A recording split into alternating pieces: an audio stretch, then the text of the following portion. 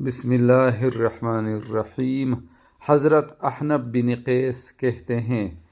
کہ میں مدینہ طیبہ میں تھا، حضرت عمر کی خدمت میں جانے کا ارادہ تھا۔ کیا دیکھتا ہوں کہ ایک بہت بڑا حلقہ ہے اور حضرت کعب احبار لوگوں کو حدیث سنا رہے ہیں۔ فرما رہے تھے کہ جب حضرت آدم علیہ نبینا علیہ الصلوۃ والسلام کی وفات کا وقت قریب آیا تو کہنے لگے، یا اللہ، مجھے مردہ دیکھ کر میرا دشمن خوشیاں منائے گا جبکہ اسے ایک طویل مدت کے لیے مہلت ملی ہوئی ہے۔ جواب آیا، اے آدم، تو جنت میں چلا جائے گا اور وہ ملعون اپنی مدت کے خاتمے تک باقی رہے گا، اور تمام اولین و آخرین کی موتوں کی تعداد کے بقدر اسے تکلیف اٹھانی پڑے گی۔ حضرت آدم علیہ السلام نے ملک الموت سے کہا کہ شیطان کی موت کی کچھ کیفیت بتائیے۔ جب فرشتے نے اس کی موت کی کیفیت بتانی شروع کی تو آدم علیہ السلام ربی حسبی کہ اے اللہ، بس اتنا ہی کافی ہے پکار اٹھے۔ اس سے لوگوں میں ایک شور مچ گیا اور سبھی کہنے لگے، اے ابو اسحاق، اللہ تم پر رحم فرمائے، ذرا وہ کیفیت ہمیں بھی سنائے۔ انہوں نے انکار کیا، مگر لوگوں نے اصرار کیا تو فرمانے لگے کہ جب دنیا کا آخری وقت ہوگا اور نفخہ کا وقت قریب ہو جائے گا، لوگ اپنے بازاروں میں باہم تجارت میں، جھگڑوں میں اور بات چیت میں لگے ہوں گے کہ ایک بہت بڑا دھماکہ ہوگا جس سے نصف مخلوق بے ہوش ہو جائے گی اور تین دن تک افاقہ نہ ہوگا، اور باقی آدھے لوگ اپنی عقلیں کھو بیٹھیں گے اور بدحواسی کے عالم میں کڑے کے کڑے رہ جائیں گے۔ جب بکری بھیڑیے کو دیکھ کر بدحواس ہو جاتی ہے، جیسے کہ بکری بھیڑیے کو دیکھ کر بدحواس ہو جاتی ہے، اسی گھبراہٹ اور بدحواسی کے اثناء میں ایک اور انتہائی سخت اور شدید آواز بجلی کی کڑک کی مانند سنائی دے گی، جس سے روئے زمین پر کوئی جاندار باقی نہ رہے گی۔ دنیا فنا ہو جائے گی،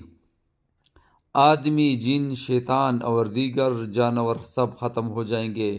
یہ تھی وہ مہلت جو اللہ تعالیٰ اور ابلیس کے مابین طے شدہ تھی۔ پھر اللہ تعالیٰ ملک الموت سے فرمائیں گے، میں نے تیرے لیے اولین اور آخرین کی تعداد کے موافق معاون پیدا کیے،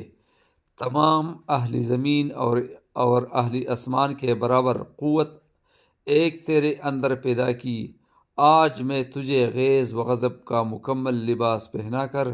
اپنے غضب و جلال کے ساتھ اپنے مردود و ملعون ابلیس کی طرف بھیج رہا ہوں۔ آج اسے موت کا مزہ چکھا۔ اولین اور آخرین، جن اور انسانوں کی موتوں کی تمام تلخیاں، بلکہ اس سے کئی گنا زائد تلخی اس پر ڈال، اور فرشتوں کی جماعت زبانیہ میں سے 70,000 کی تعداد کو اپنے ساتھ لے جا کر سب کے سب غیظ و غضب سے بھرے ہوئے ہوں۔ ہر ایک کے پاس شعلہ بار آگ کی زنجیروں میں سے ایک زنجیر ہو، اور اسی شعلہ زن آگ کی کنڈیوں میں سے 70,000 کنڈیوں کے ساتھ اس کی گندی اور بدبودار روح کو باہر کھینچ، اور دوزخ کے داروغہ مالک کو آواز دے کہ وہ دوزخ کے دروازے کھول دے۔ چنانچہ ملک الموت ایسی بے ہناک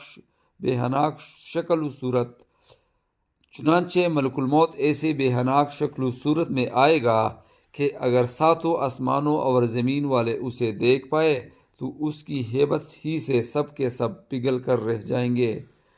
ملک الموت جب ابلیس کے پاس پہنچے گا اور اسے ایک ڈانٹ پلائے گا تو وہ بے ہوش ہو جائے گا اور یوں خراٹے بھرنے لگے گا کہ اگر مشرق و مغرب والے سن پائے تو ان خراٹوں کی بے ہناک آواز ہی سے بے ہوش ہو جائیں گے۔ ملک الموت کہے گا، او خبیث، ذرا ٹھہر جا، آج میں تجھے اتنے لوگوں کی موتوں کے بقدر مزہ چکھاؤں گا جتنوں کو تو نے گمراہ کیا کس قدر عمر تھی جو تجھ کو ملی، اور کتنے قرن اور زمانے کے لوگوں کو تو نے گمراہ کیا، اور تیرے کس قدر ساتھی ہے جو جہنم میں پڑے ہوئے ہیں اور تیری رفاقت کے منتظر ہیں۔ یہی وہ وقت ہے جو تیرے رب اور تیرے درمیان طے شدہ تھا۔ اب بھاگ کر کہاں جانا ہے؟ وہ ملعون مشرق کی طرف بھاگے گا، مگر ملک الموت کو سامنے پائے گا۔ وہ سمندر میں غوطہ لگائے گا تو اسے قبول نہیں کریں گے، بلکہ باہر پھینک دیں گے، اور ملک الموت وہاں بھی موجود ہوگا۔ غرض کل روئی زمین پر بھاگا بھاگا پھرے گا، اور اسے کوئی پناہ گاہ اور نجات کی صورت دکھائی نہ دے گی، بلکہ وسطی زمین میں حضرت آدم علیہ السلام کی قبر کے پاس آ کر کھڑا ہو جائے گا اور کہے گا، اے آدم، میں تیری وجہ سے ملعون و مردود ہوا، اے کاش تو پیدا ہی نہ ہوتا۔ پھر ملک الموت سے کہے گا کہ تو مجھے کس پیالہ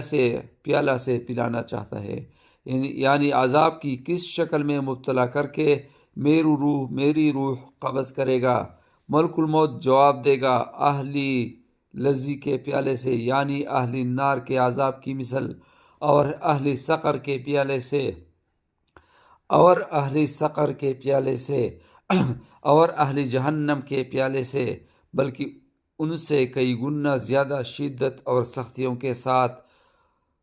رضاء، سقر، جہنم وغیرہ دوزخ کے طبقات ہیں، اور ابلیس اس وقت کبھی مٹی میں لوٹتا ہوگا، اور کبھی چیخ مارے گا، اور کبھی مشرق سے مغرب اور کبھی مغرب سے مشرق کو بھاگے گا، حتیٰ کہ جب اس مقام پر آئے گا جہاں پر ملعون ہو کر پہلے دن سے اترا تھا، وہاں زبانیہ فرشتوں نے کنڈیاں لگا رکھی ہوگی، اور زمین ایک انگارے کی طرح ہوگی، اور